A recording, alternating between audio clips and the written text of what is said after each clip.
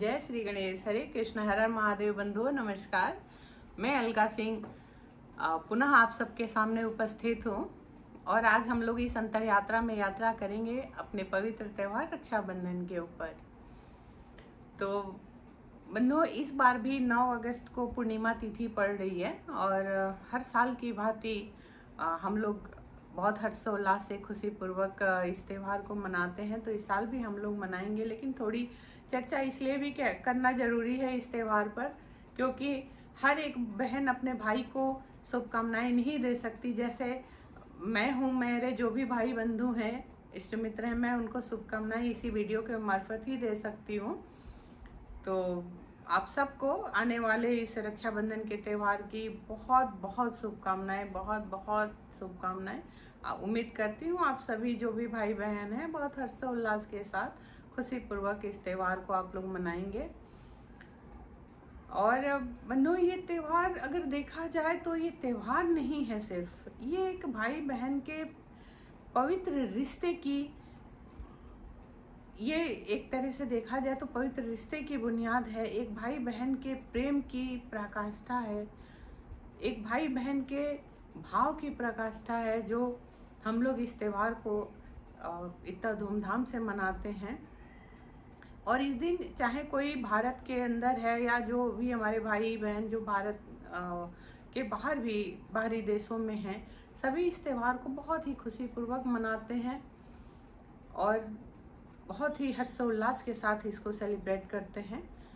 सभी नए नए कपड़े पहनते हैं, घर में पूजा पाठ करते हैं और फिर थाली सजाकर हर बहन अपने भाई का इंतज़ार करती है या भाई के घर जाती है या भाई बहन के घर आते हैं और बहुत ही प्रेम पूर्वक तरीके से इस त्यौहार को मनाते हैं। क्योंकि जब बहन भाई के कलाई पे धागा बांधती है, राखी बांधती है, तो महज एक धागा नहीं होता है, वो उस बहन का भाव होता है, उस भाई का भाव होता है, उस भाई बहन के जो प्रेम है उसका एक समर्पण होता है।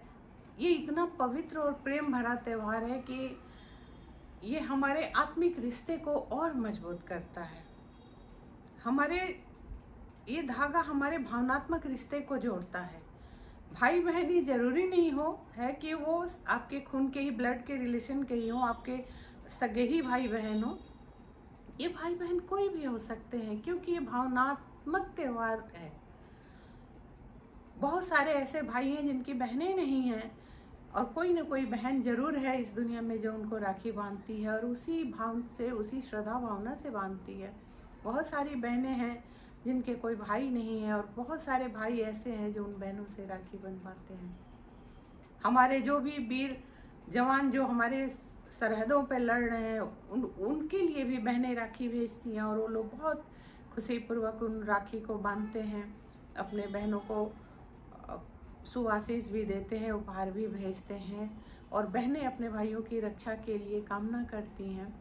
ये त्यौहार सिर्फ भारत के अंदर ही नहीं, भारत से बाहर भी जो लोग हैं वो भी बहुत ही प्रेमपूर्ण तरीके से अपने इस त्यौहार को मनाते हैं। क्योंकि जिस समय बहन भाई की कलाई पे धागा बांधती है, वो राखी जो बांधती है, उस समय एक जो भाव होता है हृदय में, वो जो एक उमंग होता है, वो चाहे कोई करोड़पति भाई बहन हो या सड़क के किनारे सोने वाले कोई भाई बहन हो, झोपड़ी में रहने वाले भाई बहन हो, सबके अंदर भाव एक ही होता है। उस दिन हर भाई बादशाह होता है, हर बहन चाहती है कि बस मेरा ही भाई दुनिया का सबसे बड़ा है, सबसे बड़ा शहंशाह है, सबसे बड़ा यही सब कुछ है मेरे लिए। और भाई भी यही सोचता है, मैं अपनी बहन को, भले उसकी सामर्थ्य ना हो, लेकिन वो सोचता यही है कि मैं अपनी बहन को क्या उपहार में दे दूं। कुछ भी नहीं हो उसके पास, बेशक खाने का ठिकाना ना हो, लेकिन सोचता है कि काश होता तो मैं महल ही अपनी बहन को दे देता गिफ्ट में। क्योंकि वो भाव है। ये भाई बहन का जो त्यौहार है ये बहुत ही उल्लासपूर्ण तरीके से हम सभी मनाते हैं और इस बार भी उम्मीद है सभी लोग बहुत प्रेमपूर्ण तरीके से ही मनाएंगे इस त्यौहार को।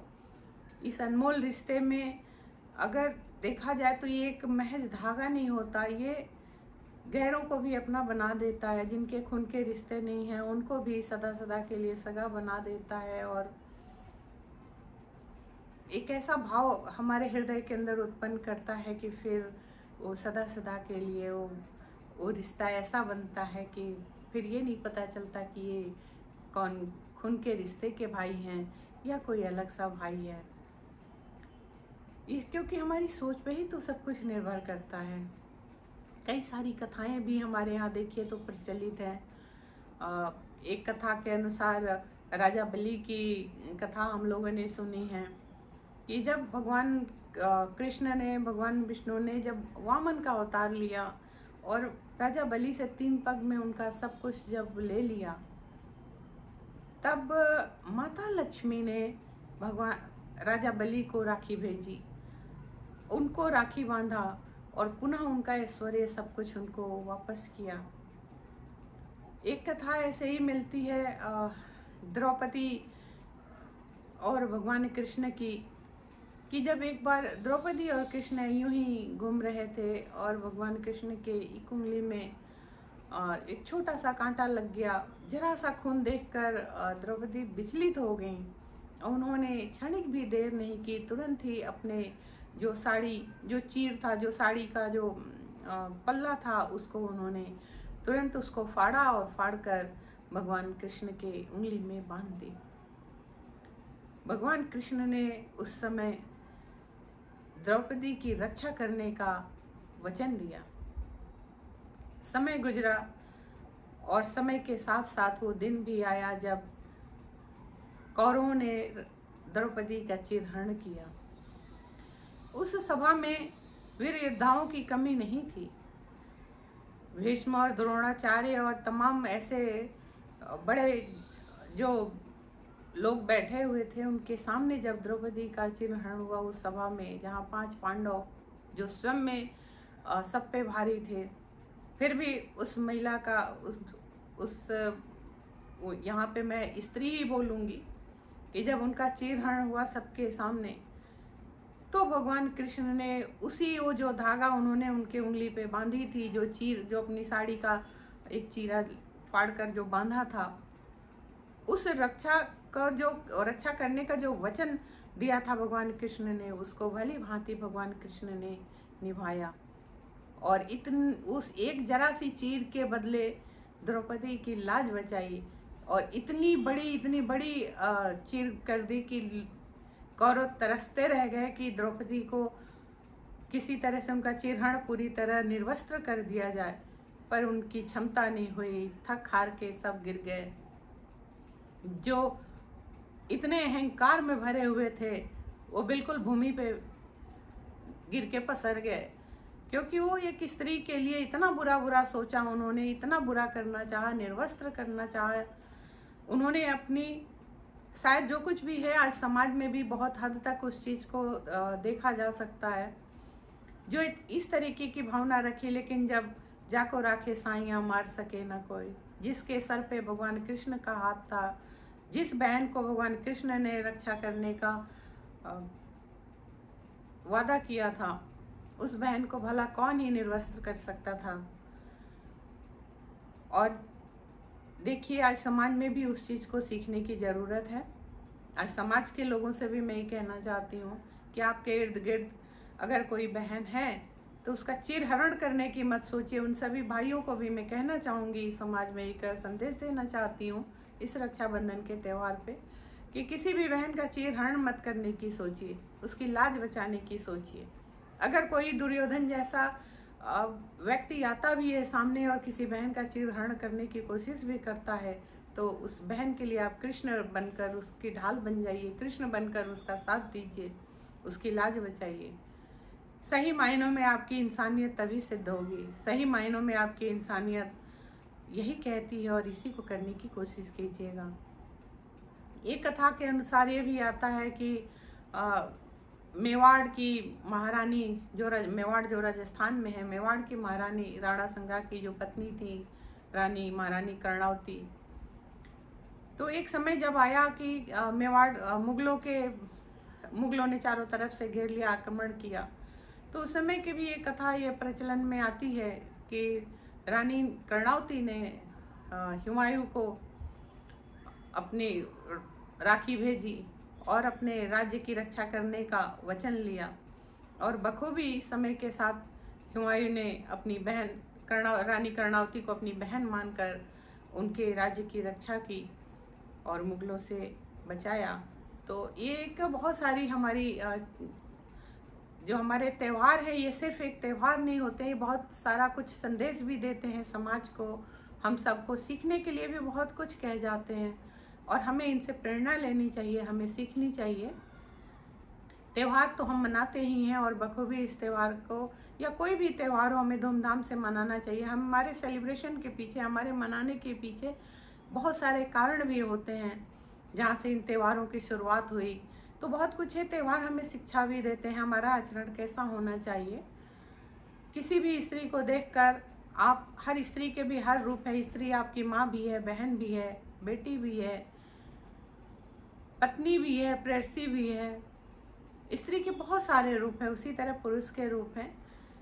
तो आप सदैव अपनी बहनों की रक्षा करिए। जो भी आपकी बहन रूपी स्त्री है इस समाज में, इस दुनिया में, उसका बहन के नज़रों से ही उसको देखिए। एक भाई की तरह ही अपना दायित्व पूरा करिए, एक भाई की तरह ही अपना फ़र्ज अदा करिए। बहुत सारी बहनें हैं जिनके कोई भाई नहीं है, उनके भाई बनिए, उनके रक्षक बनिए, भक्षक मत बनिए। क्योंकि इस समाज में इस समय जो भी परिस्थिति चल रही है, जो भी कलयुग का जो एक देखने को मिलता है कि रक्षक कम और भक्षक ज़्यादा है, लेकिन ऐसा नहीं है कि रक्षक नहीं है। इस समाज में अगर 90% कह सकते हैं कि अगर बुरे लोग या बुरे विचार, लोग कोई बुरे नहीं होते, विचार बुरे होते हैं। अगर 90% किसी के विचार बुरे हैं तो 10% वो इतने सत्यवादी और अच्छे लोग हैं जिनकी वजह से आज इस धरा का बैलेंस बना हुआ है। तो इन सब चीज़ों से हमें शिक्षा लेनी चाहिए। इसी के साथ मैं आप सभी से अनुरोध करूंगी, आप सबका धन्यवाद भी करना चाहती हूँ कि जो लोग भी मेरी वीडियोस को सराह रहे हैं, देख रहे हैं, जो लोग भी सब्सक्राइब कर रहे हैं, जो बेल बटन को दबा रहे हैं, उन सभी जो लाइक कर रहे हैं, उन सबका बहुत बहुत दिल से हार्दिक आभार। आप सबका बहुत बहुत धन्यवाद। आगे भी मैं उम्मीद करती हूँ आप सब लोग इस सफ़र पे मेरे साथ चलेंगे।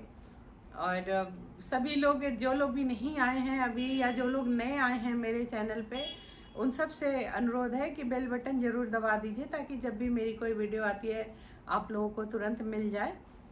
और पुनः एक बार अनुरोध भी करूँगी कि प्लीज़ जो लोग नहीं आए हैं वो लोग भी आएँ, हमारे वीडियोस को हमारे चैनल को सब्सक्राइब करें, हमारे वीडियोस को ज़्यादा से ज़्यादा देखें, लाइक करें, बेल बटन दबाएं सर, और शेयर भी बहुत अच्छे से करें। आप सबका बहुत बहुत बहुत बहुत धन्यवाद। पुनः फिर मिलेंगे, तब तक के लिए हरे कृष्ण।